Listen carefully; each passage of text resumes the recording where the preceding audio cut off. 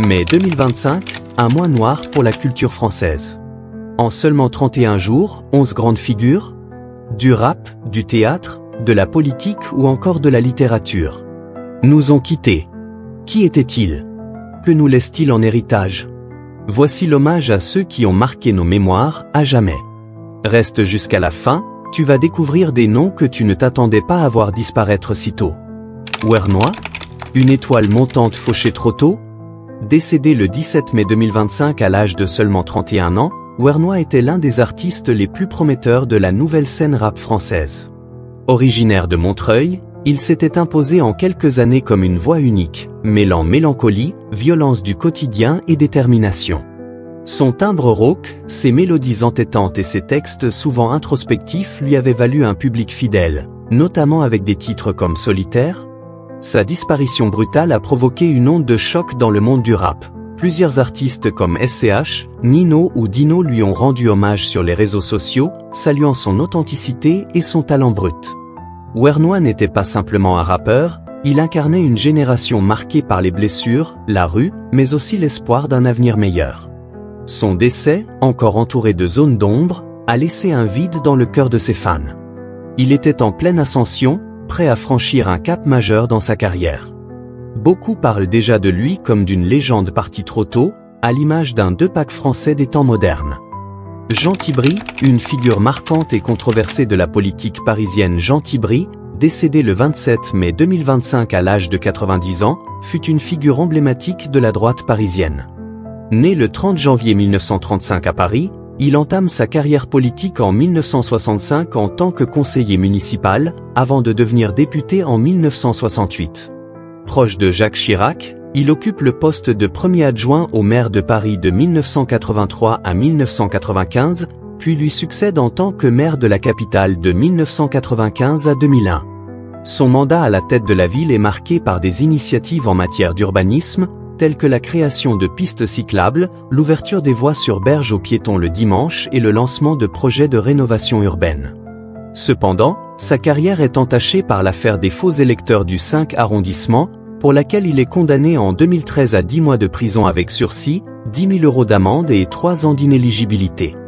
Malgré ces controverses, Jean Tibri reste une personnalité influente de la vie politique parisienne, ayant consacré plus de 4 décennies à servir la capitale, notamment en tant que maire du 5 arrondissement de 1983 à 1995, puis de 2001 à 2014.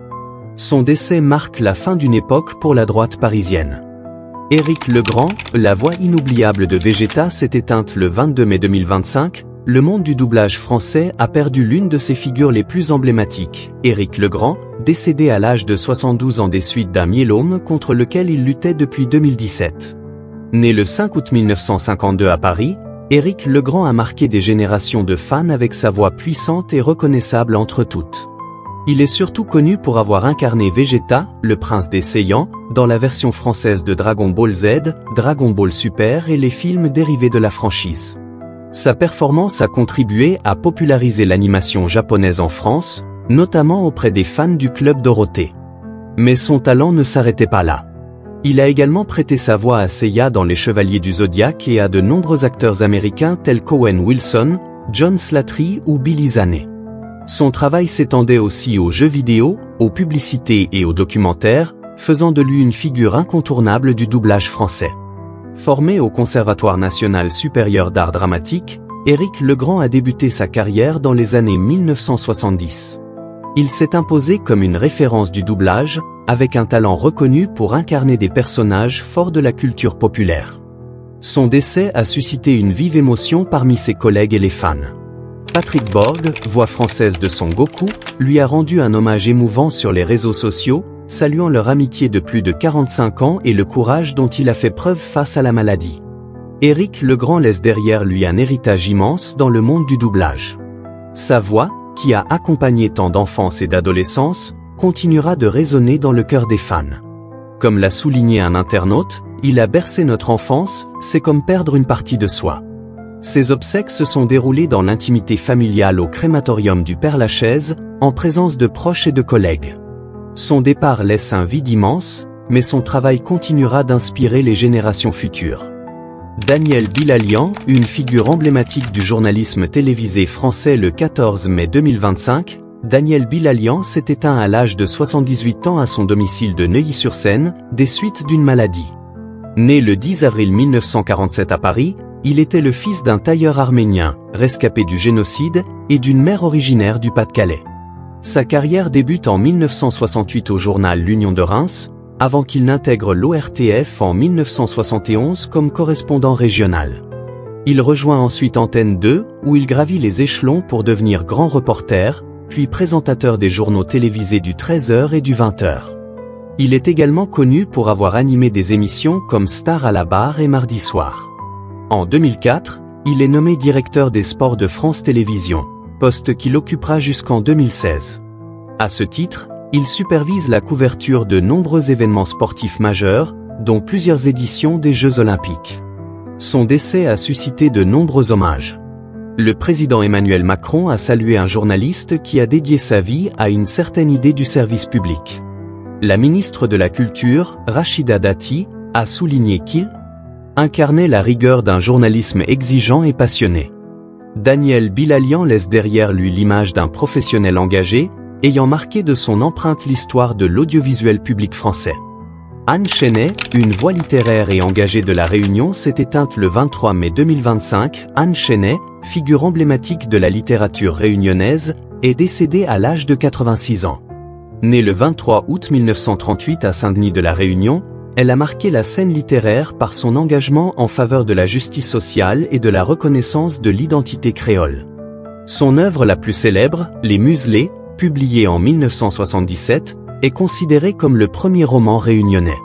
Ce roman, à caractère militant, se concentre sur la vie des pauvres à La Réunion et s'inspire de son expérience de la discrimination à l'époque coloniale de l'île.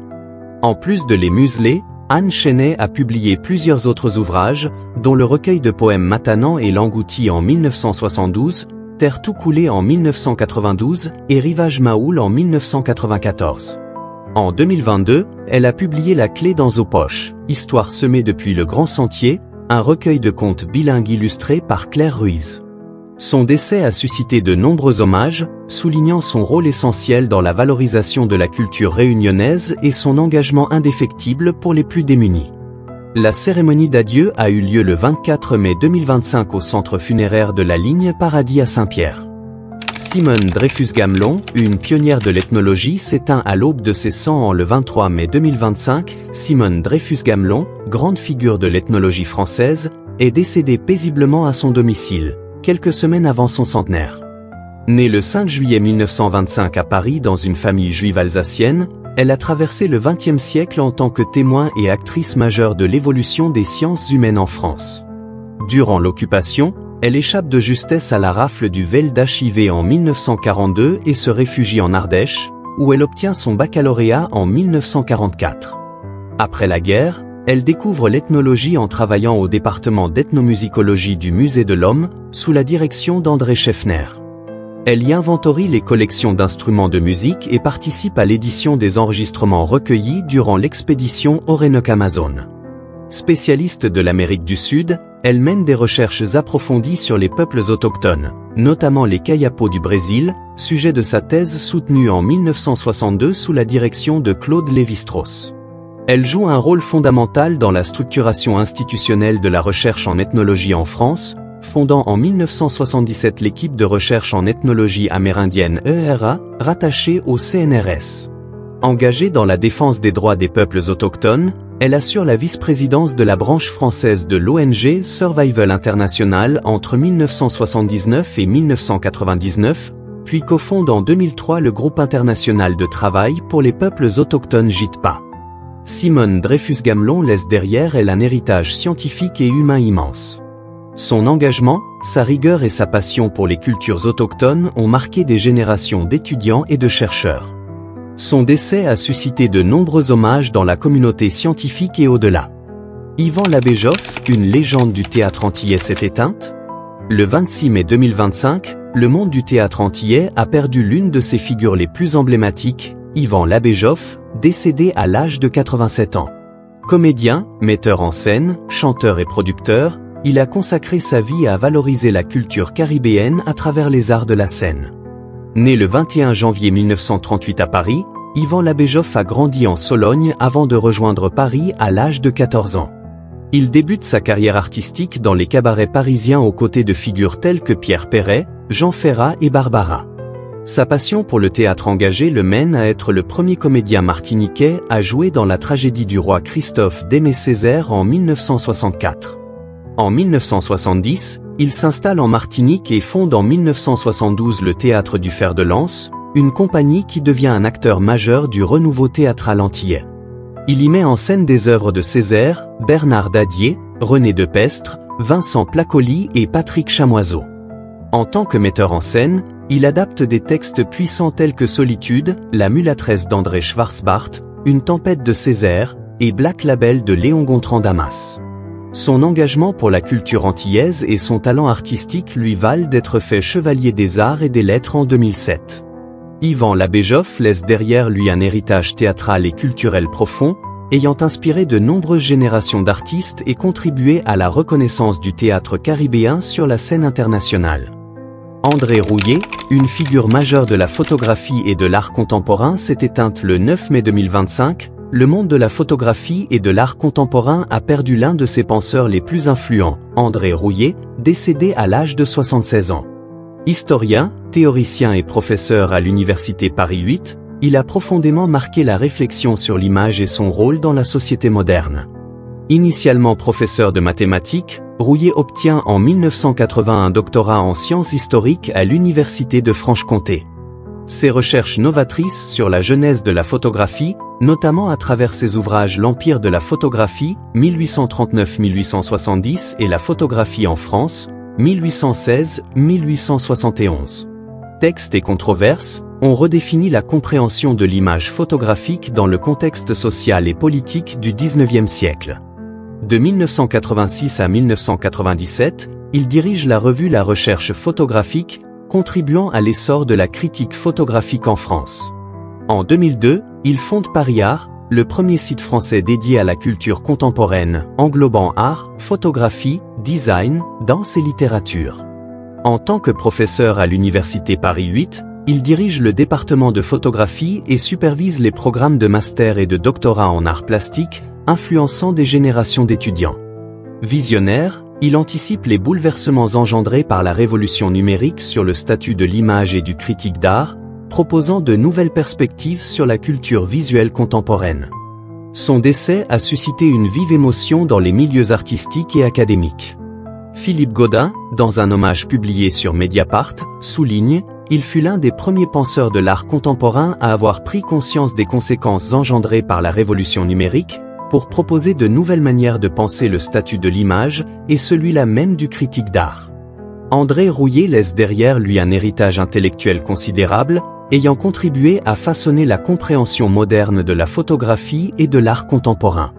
Pierre-Louis Mathieu, un érudit du symbolisme et spécialiste de Gustave Moreau, s'est éteint le 22 mai 2025. Pierre-Louis Mathieu, historien de l'art français et grand spécialiste de Gustave Moreau, est décédé à l'âge de 85 ans. Né en 1939 à Montigny-lès-Cherlieu, il a d'abord exercé en tant que directeur de banque avant de se consacrer pleinement à l'histoire de l'art. Titulaire de doctorat en lettres et en droit, il a soutenu en 1976 une thèse monumentale intitulée Gustave Moreau. Vie, œuvre et postérité à l'université Paris 1, qui demeure une référence incontournable dans les études sur le symbolisme. Mathieu a consacré l'essentiel de sa carrière à l'étude de l'œuvre de Gustave Moreau, devenant une figure discrète mais essentielle des études symbolistes. En 1991, il est nommé chargé de mission au musée Gustave Moreau, où il joue un rôle clé dans la valorisation et la diffusion de l'œuvre du peintre.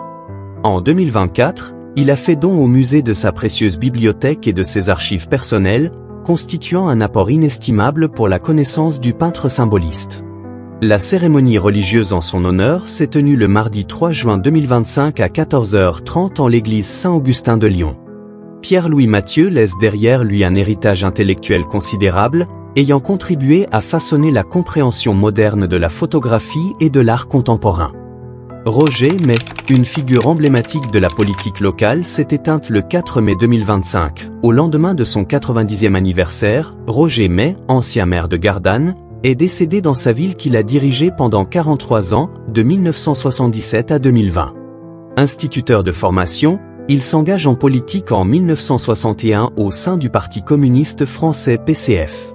Élu conseiller général en 1976, il devient maire de Gardanne l'année suivante, marquant le début d'une longue carrière dédiée à sa commune. Il est également député de la 10e circonscription des Bouches-du-Rhône de 1996 à 2002, période durant laquelle il défend activement les intérêts des mineurs et de l'industrie locale.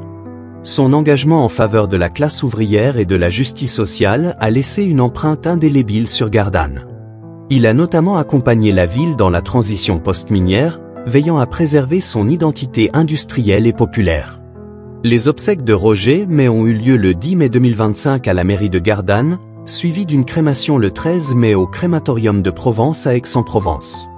De nombreux hommages ont été rendus, saluant son dévouement et son humanisme. Son successeur, Hervé Granier, a déclaré « C'était une très belle personne, Monsieur May ».